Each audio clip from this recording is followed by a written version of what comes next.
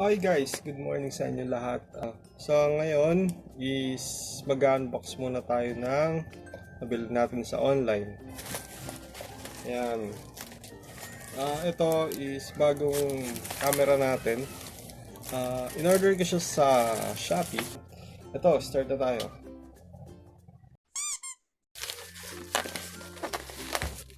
Gamit muna tayo ng pagtanggal. Gamit tayo ng gunting. Ay, hindi na pala. Away na lang natin. Yung bubble wrap, pwede pang gamitin ito. Sayang.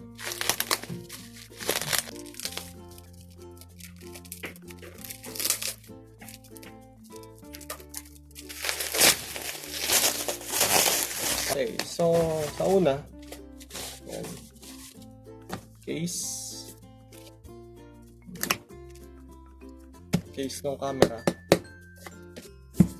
Bumili din ako ng monopod para sa mga gala-gala, may mga pa-selfie tayo.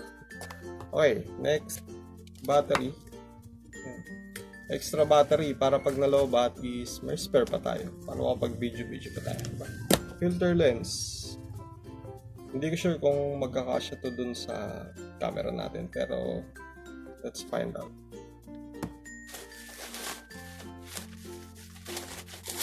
So, yan! Mic! Malaki may tulong na itong mic.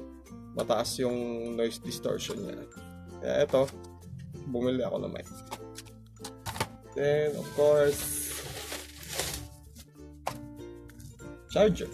Dual charger ng camera natin. At syempre, ang ating camera. Woo! So, itong camera na to, yan. Napili kong camera is ito, SJ6 Legend. Sealed pa siya. Yan. Sealed pa.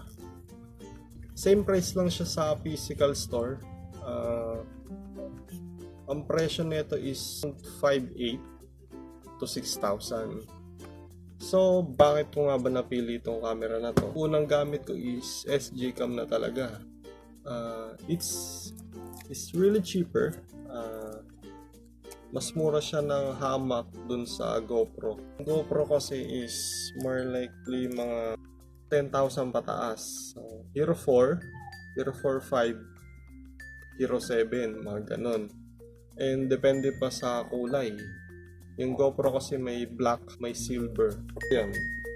So ito naman, napili kong kulay ng camera is black. Siyempre, parehas na itong old one ko. Ito kasi kalahati yung presyo niya. Maganda naman yung quality nito. Sa mga beginner vloggers tulad ko, dito muna kayo. Tingin muna kayo ng much cheaper na camera kung hindi nyo pa afford. Marami naman brand ng camera, hindi lang naman SjCam yung medyo, may mas cheaper pa dito.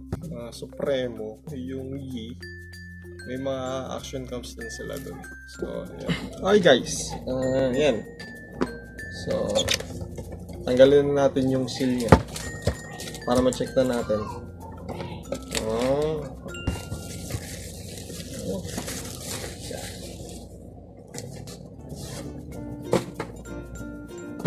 May karton pa.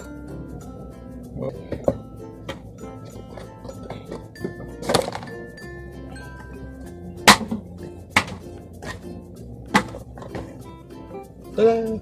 So, ito na nga. So, ito guys. Nasa case niya mismo.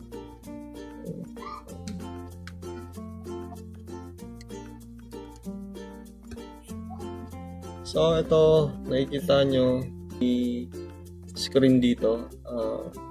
Did you may kita kung still recording pa or hindi. Then may kita mo dyan yung status, battery, then yung memory, then yung time. Kung gaano kalaki, kung gaano pa kalaki yung allocation space no memory natin. Tingnan natin yung may extra accessories. Chin mount. Skeleton case. Charger. Mount ulit. Mount. Puro mount. Mount. Oh, puro mount siya. Extra mount. Then, ito. Waterproof case para magamit mo yung touchscreen sa likod. Then, pantakip dun sa lens. Then, pamunas. Then, instruction manual.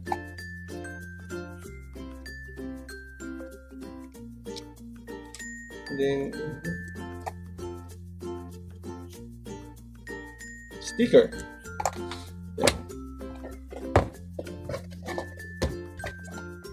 And, kunin natin isang memory. Okay. Which is 64GB. Then, lagay na natin. Yan.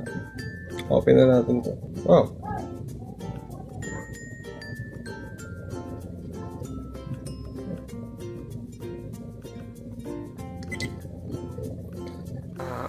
Ito yung kuha sa camera, SJ6 Legend. Tumatakbo siya sa 1080p na resolution. Smooth siya, diba? Smooth na smooth. May realidad. Then, ito. Ikita nyo tong indicator na to. Yan. Yung nagbe-blink na kulay blue. Which is recording siya. Ikita nyo rin naman dito sa indicator na nagre-record siya. So, pag nasa kalsada kayo, hindi nyo na kailangan i-flip, tas i-open, tas titignan kung nagre-record siya o hindi. So, ayun ang advantage niya. Just like GoPro, meron siya. Yan. So, ayan mga paps, ito yung nasa likod, touchscreen yan. Andito yung resolution, 4K, 2K, then 1080p. Ayan. Then back, then settings, language, date, then format. Kung may format, kasi yung format yan. Front display on, then auto power off. Ayan. Screensaver, frequency, rotate, logo, watermark, Wi-Fi, fire mode, version. Ayan. Ito nyo. Dahil in-box na natin siya. Siyempre, kakabit na rin natin siya sa helmet natin. Pag may kabitan na ako, papalitan ko na lang na skeleton case to. Ayan. Ayan.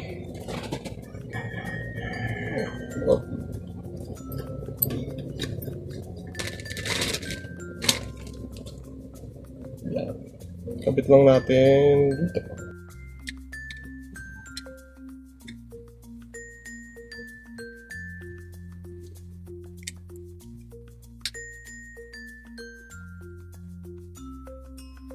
Yun.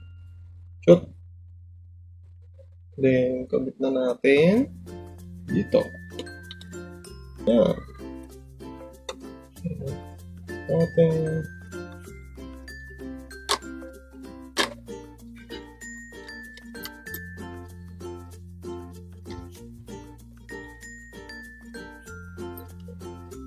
Ayan.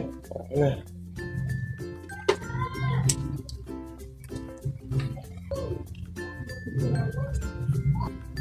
So, ayan guys. Yan. Mas okay na siya. Maglalagay na lang tayo ng mic. So, yun na nga mga paps, mga amigos, mga amigas. Dito na nagtatapos yung video vlog natin.